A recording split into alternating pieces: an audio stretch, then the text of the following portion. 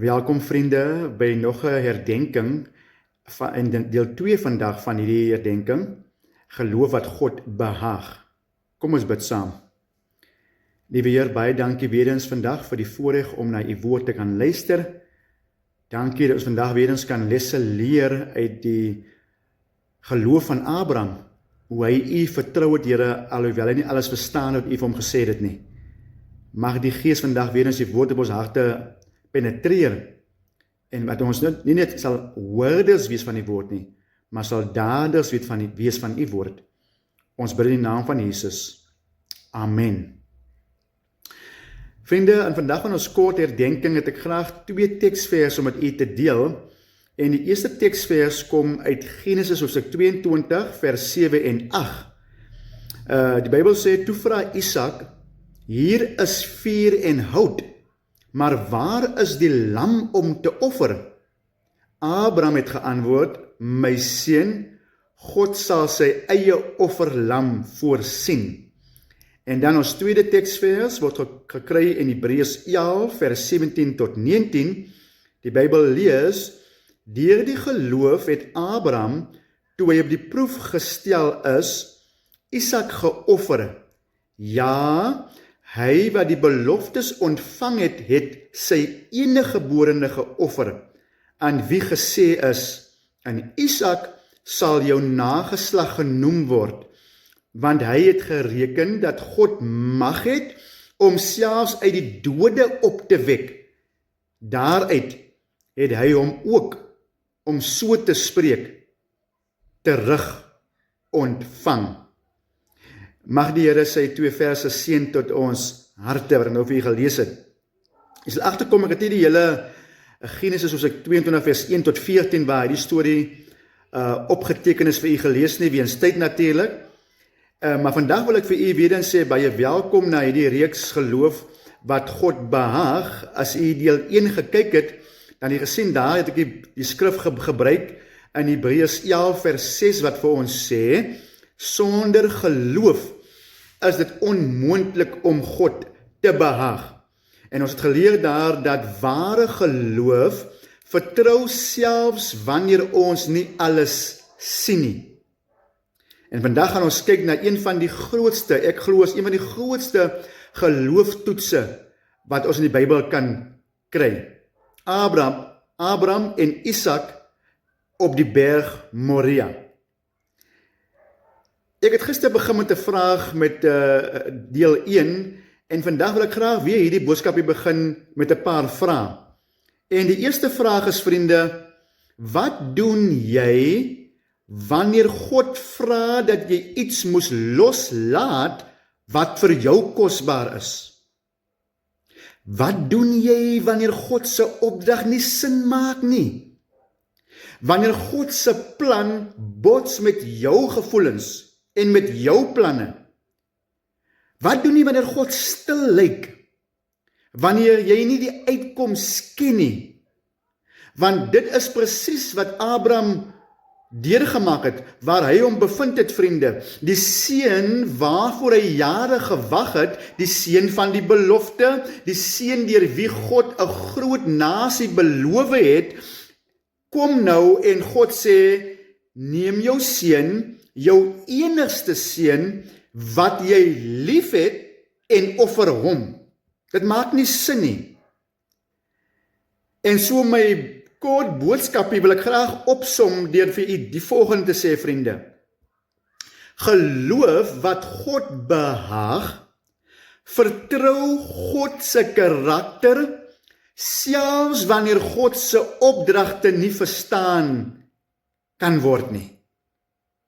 En so vriende, die vraag vandag wat ek eerste wil vra vir u is, wat doen geloof wanneer God dit toets? Wat doen geloof wanneer God dit toets? Genesis 22 vers 1 sê, na hierdie dinge het God Abraham op die proef gestel. Jy sien vriende, God het Abraham nie versoek nie, God het hom getoets.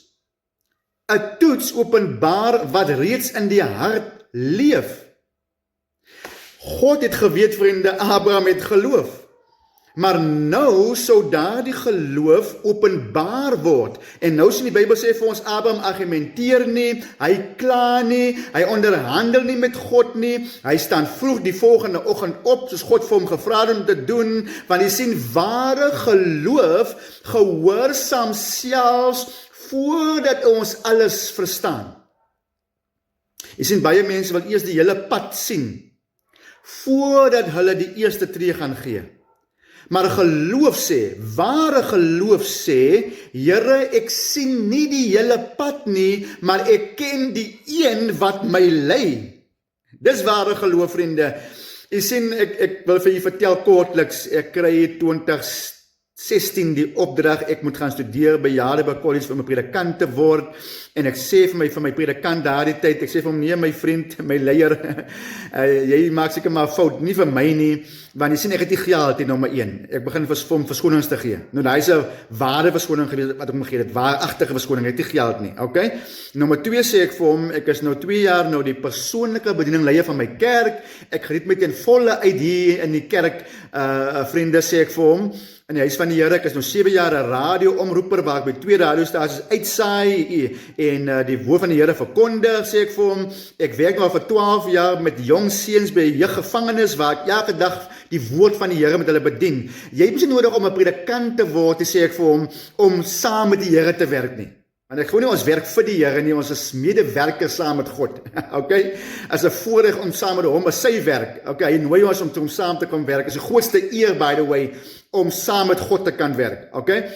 En hy sê vir my, okay, ek hoor wat jy sê, maar ek wil vir jou die volgende sê, ek glo God wil jou grondgebied vergroot. Ja, die hele Suid-Kaap ken nou al vir jou al, jy is by radiostasie, jy toer, die hele Suid-Kaap toer jy vol, en ek glo God wil jou grondgebied vergroot, en jou verskoning van geld, wat jy nie het nie, is waar, maar het jy geloof in die God, wat jy oorpreek en van sing.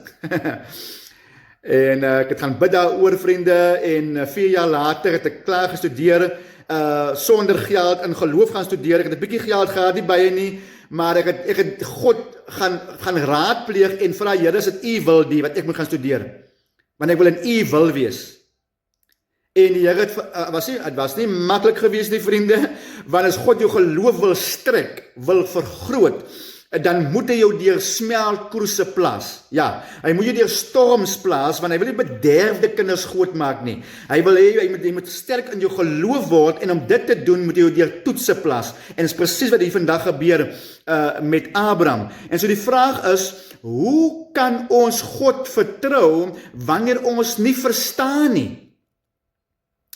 Hebreërs 11 vers 19 gee vir ons hierdie antwoord, vriende, ek het vir julle gelees, dat Abraham, sê die Bybel, het gereken, luister vriende, dat God selfs die dode kon opwek. Halleluja, ek raak nou opgewonde oor God se woord. Het ons daardie geloof in God, dat ons soos Abraham glo, dat God self sy seun kan opwek uit die dode uit. Jy sien, Abraham het nie sy geloof in die situasie geplaas nie, vriende. Abraham het sy geloof in God geplaas, want hy het geweet, as God Isak, luister, beloof het, prys die naam van die Here, sal God sy woord weer eens hou. Abraham het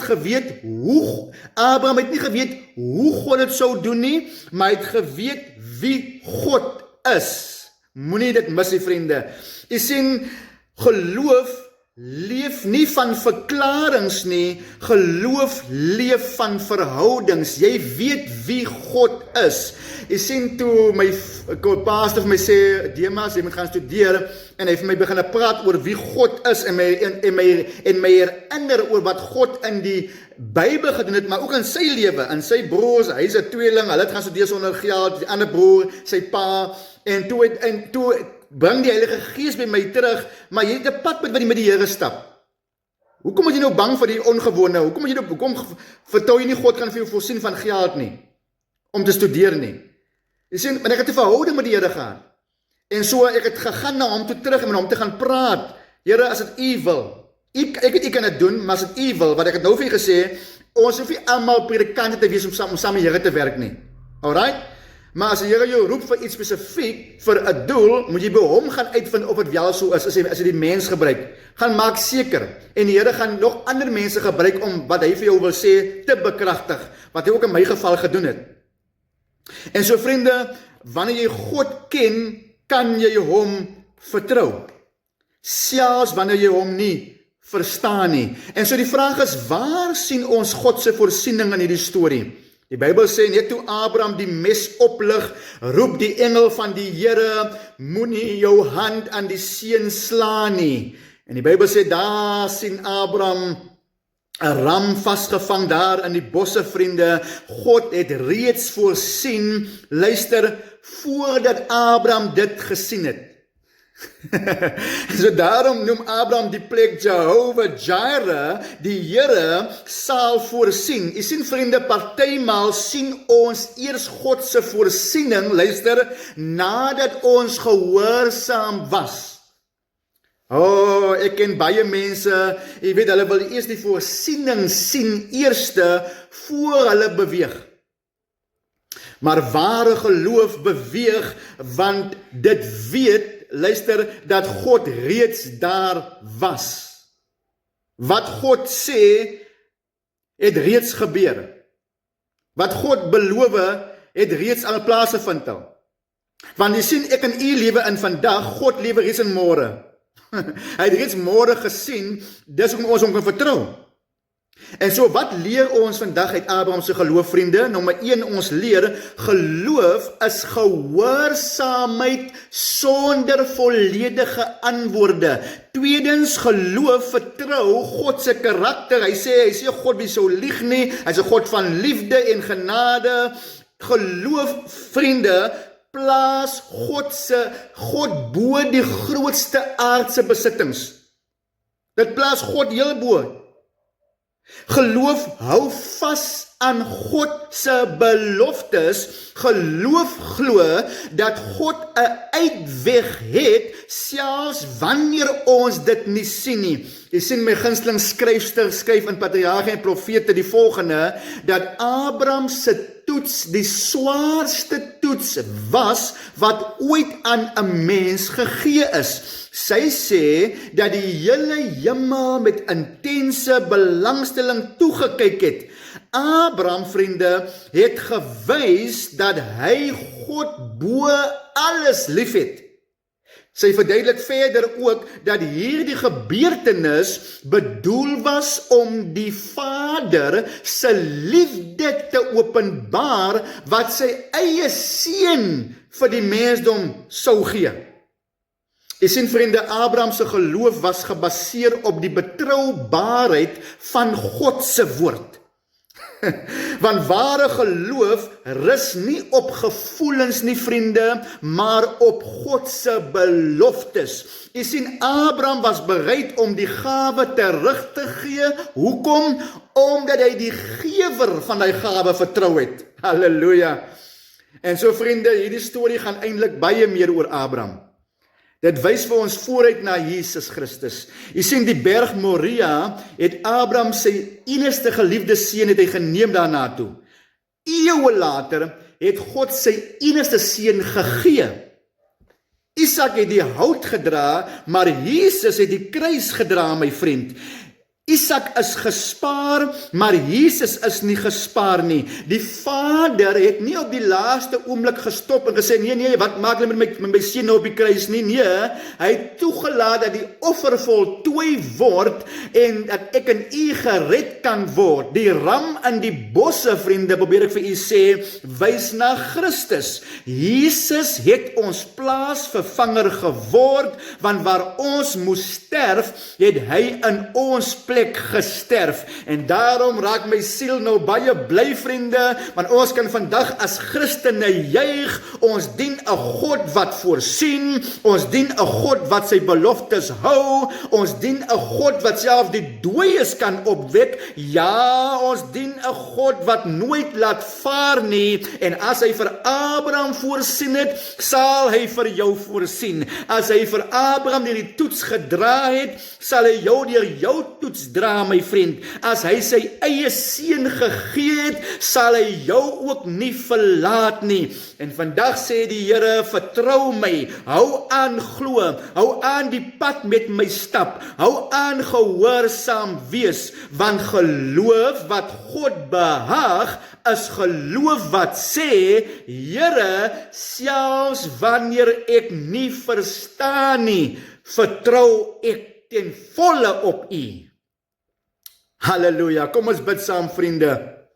Vader, baie dankie weer eens vir vandag se woord, dat U die voorbeeld van Abraham vandag vir ons gee, om vir ons te sê dat U steeds dieselfde God is wat voorsien, wat ons lei en wat ons red. Help ons, Abba, om U meer te vertrou as ons omstandighede. Gee ons 'n vaste geloof wat gehoorsaam is, 'n geloof wat volhard en 'n geloof wat op U vertrou. Mag ons hierdie week leef met die sekerheid dat U ons nooit sal verlaat nie, en ons gee U al die eer en al die lof in die wonderlike, magtige, kragtige naam van Jesus Christus ons Here. Amen.